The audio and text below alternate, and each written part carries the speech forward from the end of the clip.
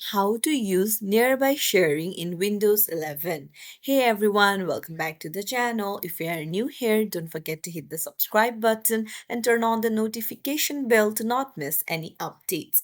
So, let me tell you what is nearby sharing. So, it is a tool that uses Bluetooth and Wi Fi to share files and other videos, photos between devices. So, Windows 11 has incorporated the nearby sharing so that file transferring is easy.